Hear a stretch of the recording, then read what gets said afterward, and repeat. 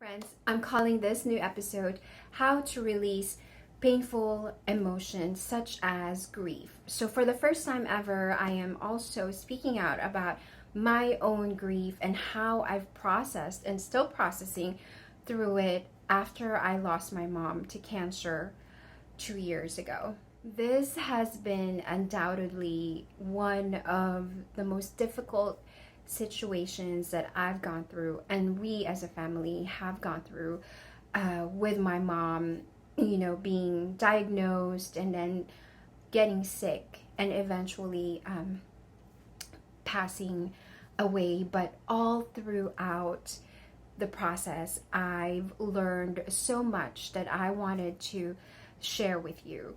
First of all, I would like to just come out and say this, right? Probably the most important part of this video, this episode, is that you can stop judging yourself for the way that you are grieving, for the time that it's taking you to grieve, or that you are still grieving. And no matter what loss you are mourning in your life, whether it's a loved one or even the loss of a job or a friendship that ended or relationships that have sort of, gone through along the way, you can stop judging yourself. Because really, what I have learned in this process, there is no one formula, no one guarantee that will really explain the grieving process itself. And I hope that you can find solace and comfort there. One of the many things that I was asked by my coach and best friend, she said, do you think that the stages of grief apply to you, right? And that really made me think and, stop for a second, because I don't know that I personally went through the entire, grieving stages. Because then really it's not the same for everyone. We don't experience grief in the same way because we don't have the same relationships.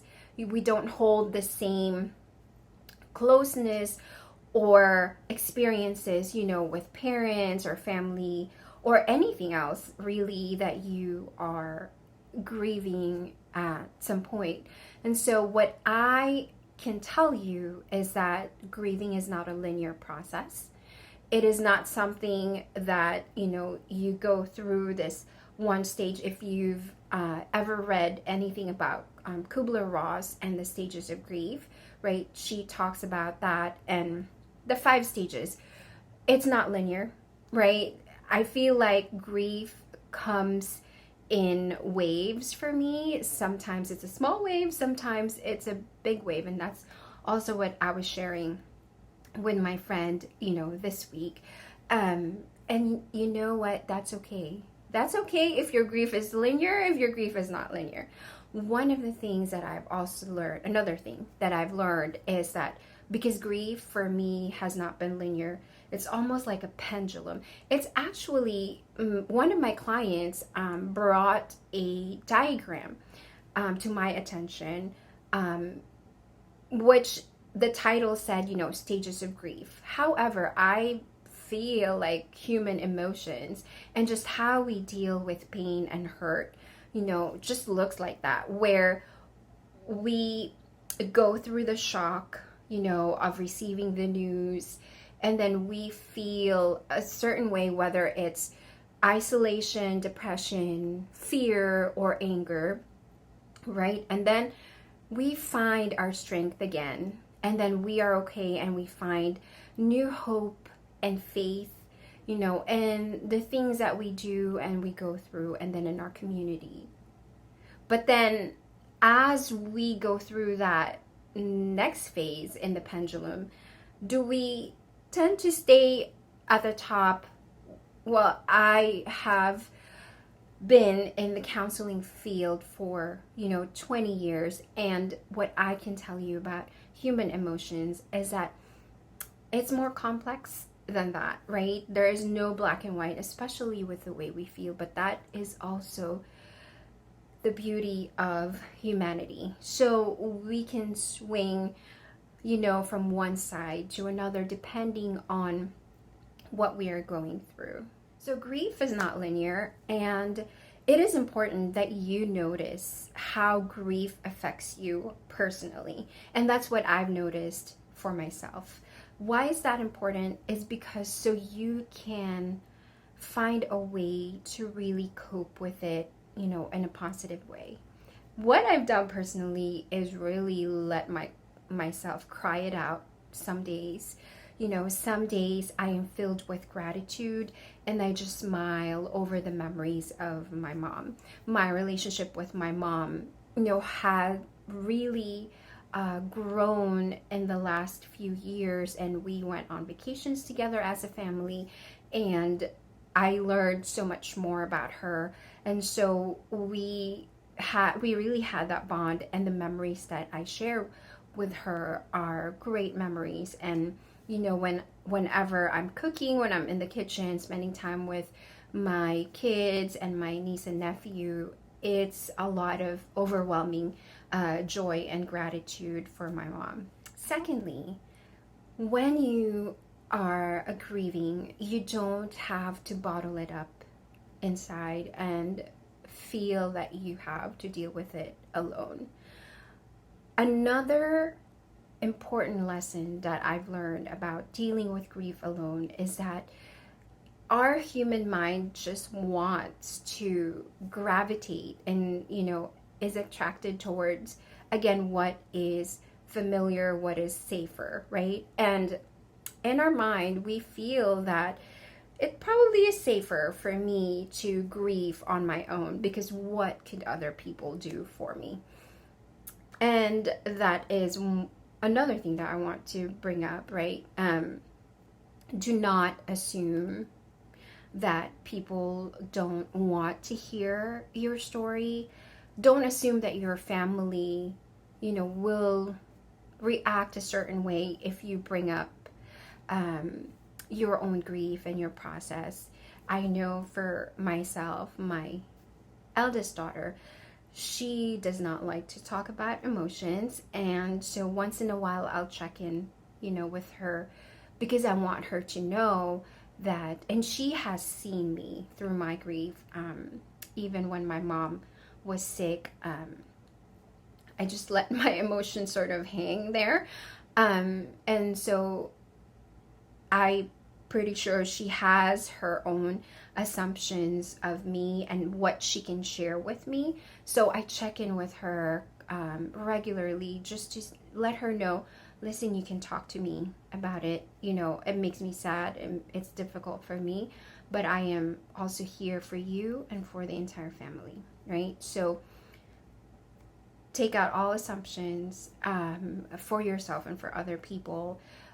Involve other people in your community if you can, so that you can have their strength too. And those times when it's really, really challenging for you to even get out of bed or to go to work or to eat, your community is going to be important. In the release of painful emotions comes releasing your own assumptions and your own expectations. Why? Because we all have expectations for ourselves and for those around us, in different levels, in different scenarios. For grieving, for example, maybe grieving is easy for you and you may not have expectations in that end. Or for some, it's really hurtful that, they have so much going on in their mind, and those things have to be noticed. We have to start becoming aware of what is going through, our minds, any negative thoughts, any positive thoughts, and just really noticing them. And are these expectations, pressures that we put on ourselves, and demands that we hold ourselves against? The tips I'm sharing with you and tools are definitely not all inclusive, because as I've said, in the beginning, we experience grief differently in different ways, and we have so many different stories, in us. But another, thing that I would like to share with you is that the acknowledgement that grief is there, that sadness is there, and there's pain and hurt, that is also something that is going to help you no matter what season or stage of grief you are in. Last month, my own neuroscience coach actually talked about grief and how that whole process affects, our brain structure and development, and all of the neural pathways that are activated in different regions of the brain. And so it is also very helpful to have a coach or a therapist by your side to ask you questions so that you can express your grieving, your painful emotions, and really understand what is going on, in your inner world.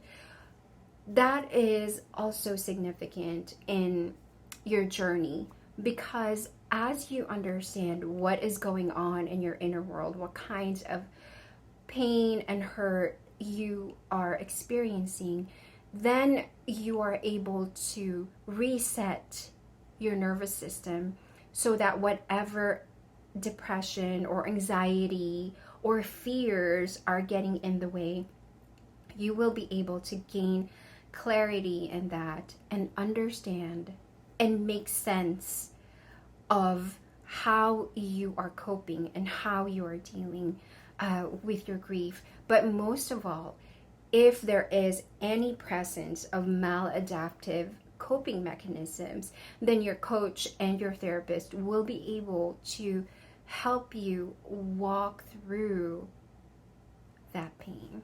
If you have any questions about painful emotions and hurtful situations that you have dealt with in your own life, please feel free to message me, and I'll be happy to help you and answer those questions for you. Thank you so much for listening and watching today, and I will see you again next time.